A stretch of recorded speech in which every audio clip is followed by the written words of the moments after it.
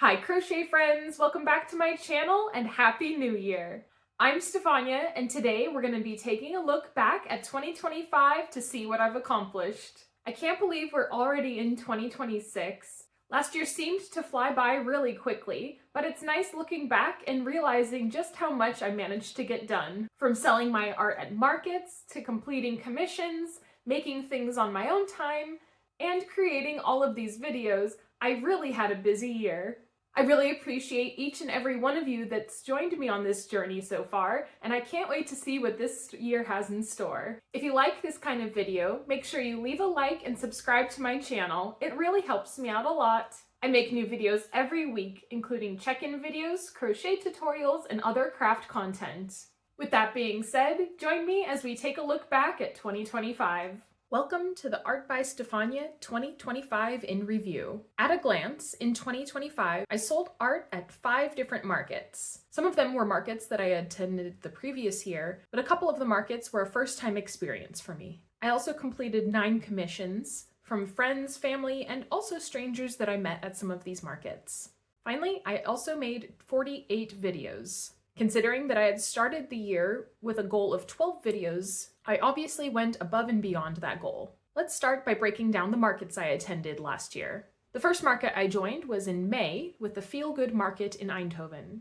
A couple weeks later, I went to the Funky Vegan Festival in Amsterdam. That was closely followed by the Let's Get Together Meerhoven Edition market, hosted by the International Creative Women. Later in July, I again joined the Feel Good Market.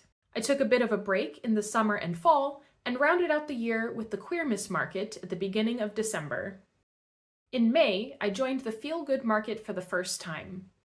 I had heard about the market the year before, but just never got around to applying. About a week before this market happened, I got a message from someone I know saying that they couldn't take their table and offered it to me instead.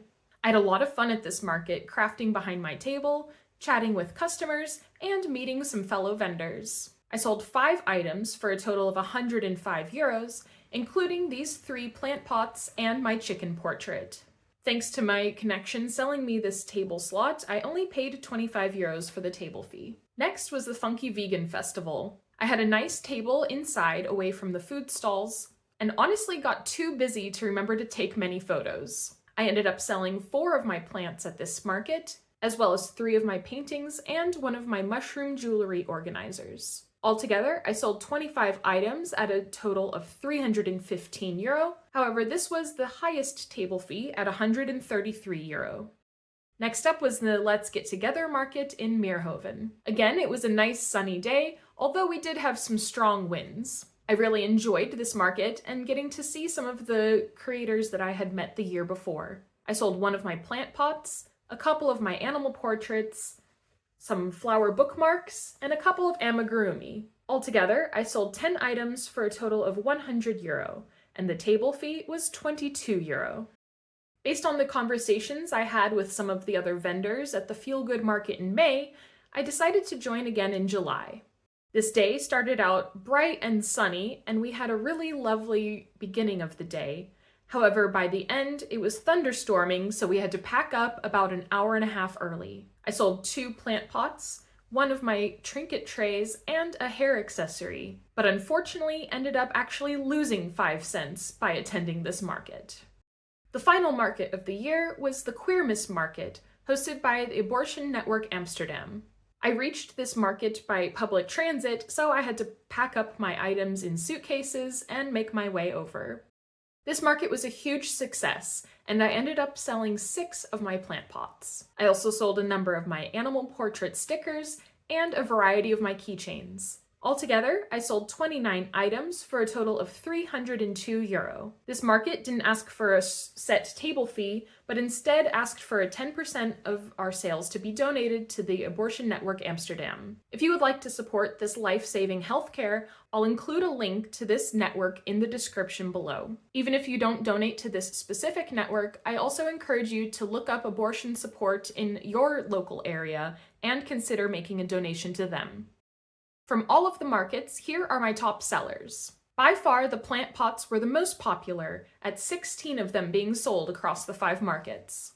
The flower bookmarks and the fruit slice keychains were also quite popular. All in all, I sold 888 euros worth of my art spread across 73 items. I ended up spending 276 euros towards table fees, leaving me with a total gross profit of 612 euro. Of course, this doesn't include transport costs, an hourly rate spent at the market for both me and my partner, material costs for the items that I made, and time costs for making those items. As I mentioned, I also completed a number of commissions this year. Starting off in January, I made this ocean-inspired basket. This project was followed by a collaboration with a client who wanted a beetroot-shaped purse. They ended up weaving the strap themselves and attaching it to the crocheted purse body that I made.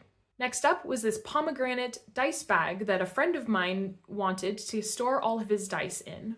Next up were these two amigurumi for the daughter of a friend of mine. Another friend wanted to gift her mom this dual-sided butterfly purse that was a whole lot of fun to make. I also made these two dice-holding potion bottles, two gender-fluid trinket trays, and a nice warm winter headband. I also made a dragonfly keychain for one of my clients, but forgot to take a good photo of it. From all of these commissions, I took in 491 euro. I really enjoyed making each and every one of these commissions, but I wanted to also highlight some of my other favorite makes from last year.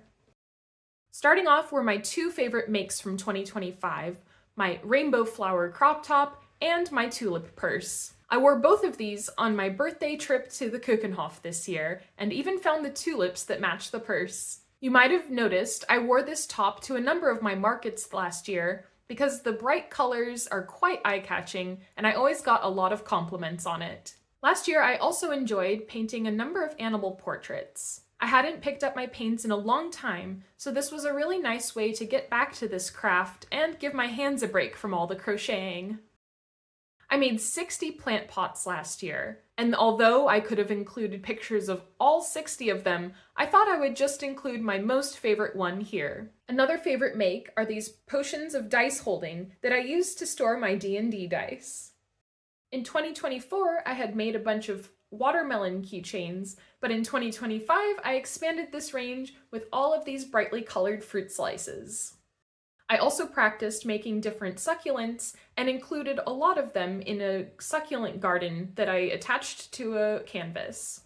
For Carnival season, I made this little frog with a carnival-inspired scarf. The project that probably took the most amount of time, but was honestly one of my biggest accomplishments, was this beautiful bouquet that I gifted one of my friends who got married this year. I also made this custom crochet basket to bring to markets. It holds a variety of different colors so that I can make small commission requests on the spot. And I definitely had to include the flower tapestry that I made to celebrate getting 100 subscribers to this channel. I made a whole video highlighting this accomplishment, so you can check that out if you want more details. Since this community also grew to over 200 subscribers at the very end of the year, keep an eye out for the 200 subscriber special coming soon. There wouldn't be any subscribers if there hadn't been any videos. I started off reflecting on my favorite makes of 2024. I had only planned on making one video a month in 2025, but thanks to the 100-day project, I quickly began making one video every week. I made lots of tutorials, introduced my Will It Plant series, and started making my Crochet 101 lessons. The pattern inspiration videos were always quite popular as well. As I made more and more videos, not only did the video making process become easier, but I feel like I improved on my thumbnail making as well. I'm really proud of all the videos I made in 2025 and how much I've grown and improved as a content creator. Breaking the videos into categories, I made 13 different tutorials. I also made 9 different videos highlighting different patterns that you can make off of Ravelry. There were 9 different videos reflecting on the 100-day project, 5 lessons in the Crochet 101 series, 4 videos testing out to see if non-traditional yarns could be crocheted into plants, 2 videos where I tested out crochet kits, and 2 videos where I tried out different types of crafting. There were also a couple of one-off videos, like my favorite makes of 2024, which was the very first video I ever made. The crochet creator tag, where I answer a number of frequently asked questions.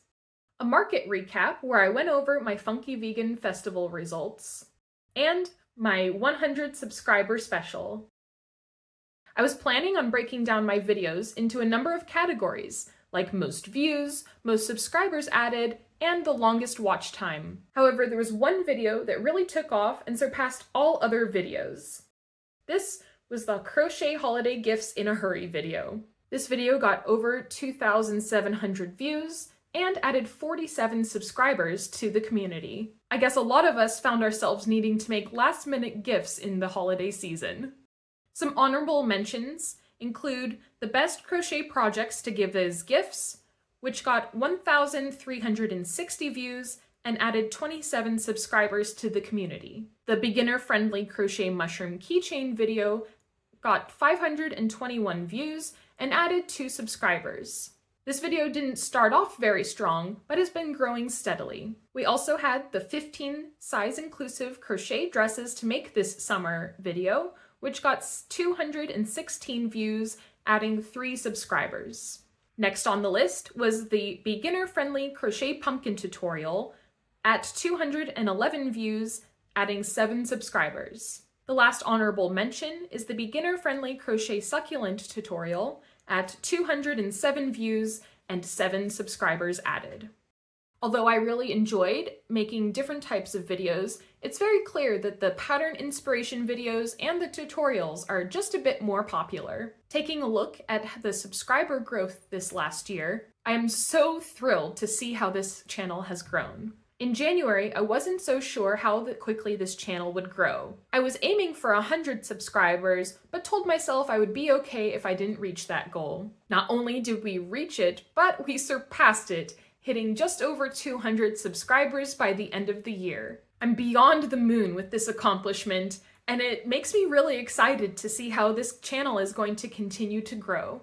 But if we take a look at the percentage of watch time from subscribers, it's very clear that most of you aren't subscribed. Which I understand if you don't subscribe immediately, but if you are enjoying this content and want to see more of it, it would mean a whole lot if you hit that subscribe button and join this growing community.